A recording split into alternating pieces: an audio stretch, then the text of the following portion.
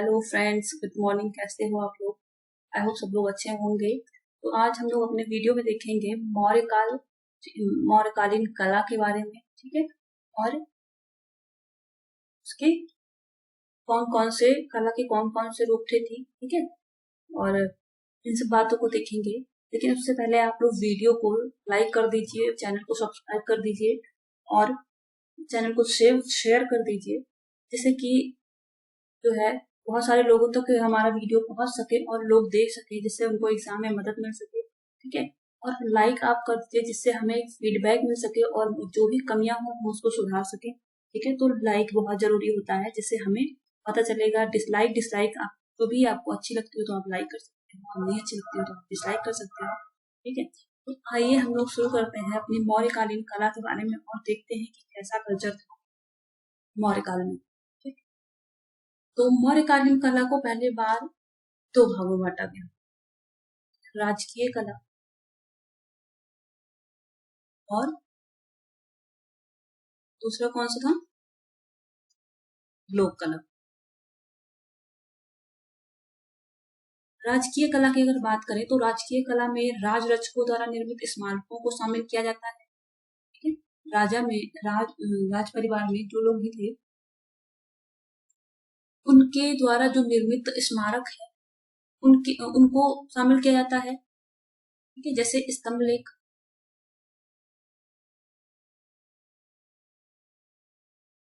या फिर गुहा लेख, गुहा यानी गुफा लेख,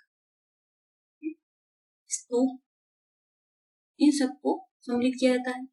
और लोक कला में अगर बात करें तो लोक कला में जैसे कुछ यक्ष यक्षिणियों की मूर्तियां बनती थी, मिट्टी की मूर्तियां बनती थी, तो इनको शामिल किया जाता है, ठीक है। अगर सर्वोच्च नमूने की बात करें तो अशोक के एकाश्म स्तंभ या एक पत्थरों से बना हुआ स्तंभ है मौर्यकालीन कला का जो सर्वोत्कृष्ट नमूना है, सबसे उच्च कोटि का नमूना है वो अशोक का एक पत्थर से बना हुआ स्तंभ है, ठीक है। जिसमें उसने धर्म प्रचार के लिए देश के विभिन्न भागों में स्थापित किया था। अशोक ने चट्टानों को काटकर कंदराओं का निर्माण करवाकर वास्तुकला की एक नई शैली आरंभ की थी। और गुहा वास्तुकला जो है इस कला की देन है, याद रखिएगा, गुहा वास्तुकला की देन है, इस कला की देन है, ठीक है। मौर्यकालीन कला की अशोक के शासन काल से ही गुहाओं का उपयोग आवास के रूप में होने लगा था। स्थापत्य की अगर विशेषताओं की बात करें तो निर्माण काल में पत्थरों का इस्तेमाल होने लगा था, लौह अयस्क का प्रयोग होने लगा था, चमकदार पॉलिशों का प्रयोग होने लगा था, लकड़ी का विशेष प्रयोग होता था क्योंकि बनारस बिहार के गया जंगलों से इमारती लकड़ी मिलती थी। मौर्य काल में मूर्तियों का जो चिपकवा विधि यानी अंगुलियों या चुटकियों द्वारा इस्तेमाल करके सांचे में ढाल कर किया जाता था। झारखंड उत्तर प्रदेश से प्राप्त 7 फीट की जो ऊंची यक्ष की मूर्ति मिली है, या दिगंबर प्रतिमा जो लोहानी पटना से मिली है, और धौली उड़ीसा से जो हाथी तथा दीदारगंज से प्राप्त यक्षिणी जो मूर्ति है वो मौर्य कला के विशिष्ट उदाहरण है।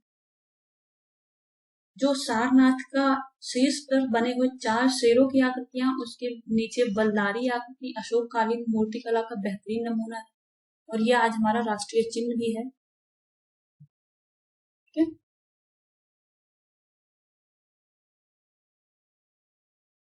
धर्म की बात करें, अशोककालीन या मौर्यकालीन जो धर्म था वो मौर्य काल में धर्म कौन से थे? वैदिक धर्म, बौद्ध धर्म, जैन धर्म और आजीवक धर्म, ये चारों थे। किसी के भी साथ जो है ऊंच नीच का भेदभाव नहीं किया जाता, सारे जो है धर्मों का वहां पे प्रचलन था। और मौर्य सम्राटों में जो चंद्रगुप्त मौर्य था, इसने ये जैन धर्म का अनुयायी था। बिंदुसार आपको पता है आजीवक धर्म का अनुयायी था। अशोक जो है पहले शैव धर्म का अनुयायी था, लेकिन बाद में ये बौद्ध धर्म का अनुयायी हो गया।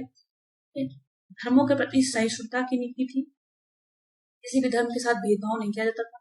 और अशोक ने बौद्ध धर्म को अपने शासन काल में राजकीय संरक्षण प्रदान किया, ठीक है। उसके बाद मौर्य काल में वैदिक धर्म प्रचलित था, परंतु जो कर्म कांड होता था वह वैदिक धर्म अभिजात ब्राह्मण और क्षत्रियों द्वारा ही तक ही सीमित था। ठीक है, बहुत ज्यादा प्रचलित नहीं था। जनसाधारण में नाग पूजा का प्रचलन था और मूर्ति पूजा भी की जाती थी। यहाँ पे याद रखिएगा, मूर्ति पूजा होती थी मौर्य काल में। पतंजलि के अनुसार मौर्य काल में देवी मूर्तियों का देव मूर्तियों का बेचा जाता था और देव मूर्तियों को बनाने वाले शिल्पियों को देवताकारु कहा जाता था। ठीक है, अशोक और उनके पुत्र दशरथ ने कुछ गुफाएं आजीविकों को दान में दी, याद रखिएगा। मैगस्थनीज ने धार्मिक व्यवस्था में डायनोसिस और हेराक्लिस की चर्चा की है, जिनकी जो है क्रमशः शिव और विष्णु से की गई है इनकी तुलना।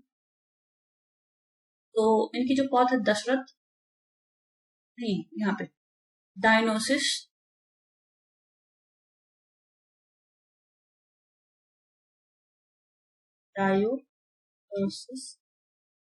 डायनोसिस की तुलना किससे की गई है? भगवान शिव से। और हेराक्लीज की चर्चा की गई है।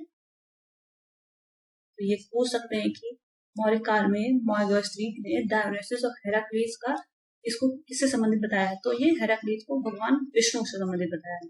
अशोक के समय में पाटलिपुत्र में तृतीय बौद्ध संगीति का आयोजन हुआ था, याद रखिएगा, ये इम्पोर्टेंट है। और 84,000 स्तूपों का निर्माण कराया था। किसने कराया था? अशोक ने। उसके बाद चंद्रगुप्त मौर्य ने श्रवण बेलगोला में जाकर संलेखना के द्वारा, संलेखना क्या होता है? संलेखना होता है अन्य जन त्याग कर प्राण दे देना।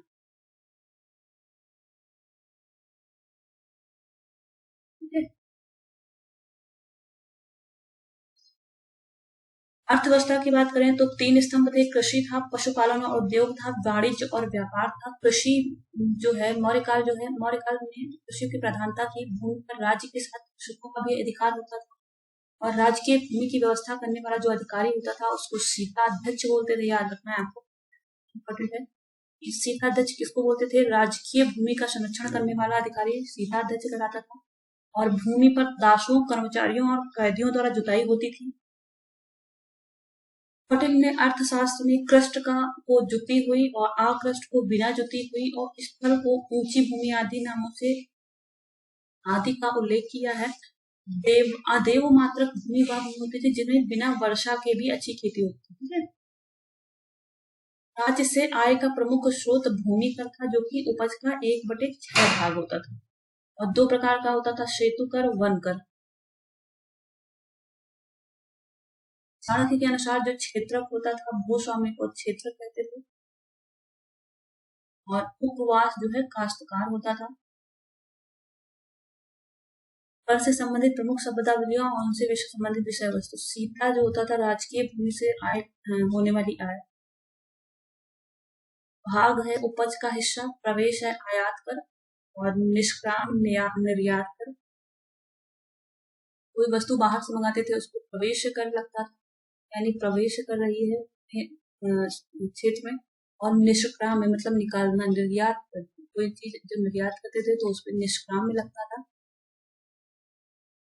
ये कर होता था एक तरीके का। और भाग होता था जो उपज पर लगता था। ठीक है, सीता राजकीय भूमि से संबंधित आई थी।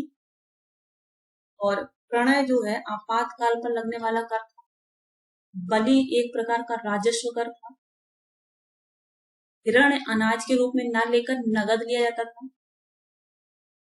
सेतुबंदी राज्य की ओर से सिंचाई का प्रबंध करने पर, सेतुबंधु अगर राज्य जो है सिंचाई का प्रबंध करता था तो वो सिंचाई कर लेता था, जिसको सेतुबंधु कहते हैं। विष्टि निःशुल्क श्रम और वेगार करने की जो प्रथा थी उसको विष्टि कहते थे। उद्योगों की बात करें तो सूत काटना और बुनना मौर्य काल का प्रधान उद्योग था, यानी कि वस्त्र उद्योग। उद्योग धंधों की संस्थाओं को श्रेणी कहा जाता था और श्रेणी न्यायालय के प्रधान को महाश्रेणी कहा जाता था। ठीक है, उद्योग धंधे की संस्थाओं को क्या कहते थे? श्रेणी। और महाश्रेणी किसको कहते थे? न्यायालय का जो प्रधान होता था।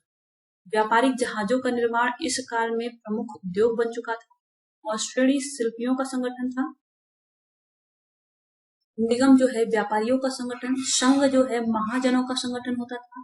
स्वार्थवाह किसको कहते थे? कारवां व्यापारियों का जो अनाज से जो संबंधित होते थे उनको स्वार्थवाह कहते थे। मौर्यकालीन अगर मुद्रा की बात करें तो मौर्य की जो राजकीय मुद्रा थी वो पण थी, इसलिए पणाध्यक्ष जो होता था, पण्याध्यक्ष, ये वाणिज्य और व्यापार से संबंधित अधिकारी होता था, अध्यक्ष होता था। सुवर्ण और निष्क सोने का बना होता था। पाषाणपण पण धारण और चांदी का बना होता था।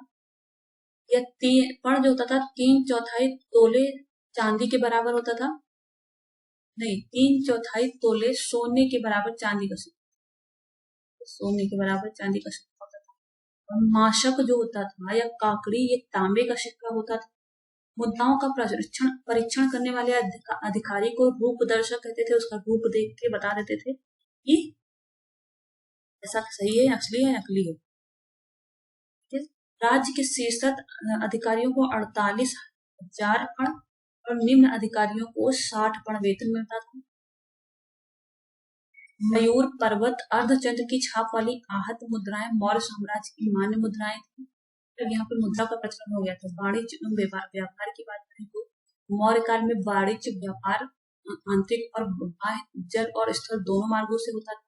आंतरिक व्यापार के जो काम थे वो केंद्र थे वो तक्षशिला, काशी, उज्जैन, कौशाम्बी और कोसली थे। और भारत का बाह्य व्यापार रोम और सीरिया, फारस और मिस्र के साथ होता था और अन्य पश्चिमी देशों के साथ भी होता था। व्यापार पश्चिम भाग में भ्रगकछु बंदरगाह से होता था और पूर्वी भाग में ताम्रलिप्ति बंदरगाह से होता था। मेगास्ट्रीज ने एग्रोनोमाई नामक अधिकारी की चर्चा की है, जो मार्ग निर्माण का विशेष अधिकारी होता था। मिस्र को हम लोग भारतवासी हाथी दांत, कछुए, सीपियां, मोती, रंग, नील, लकड़ी का निर्यात होता था हमारे यहाँ से। व्यापारिक मार्ग कौन कौन से थे? तो उत्तरापथ में उत्तर पश्चिम से पश्चिमोत्तर से पुरुषपुर से पाटलिपुत्र तक, पुरुषपुर टू पाटलिपुत्र, ये जो मार्ग था ये सबसे महत्वपूर्ण था। ठीक है।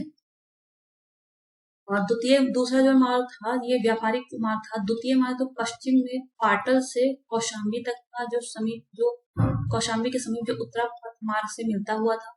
तीसरा मार्ग था दक्षिण में प्रतिष्ठान से उत्तर में श्रावस्ती तक जाने वाला मार्ग जो था।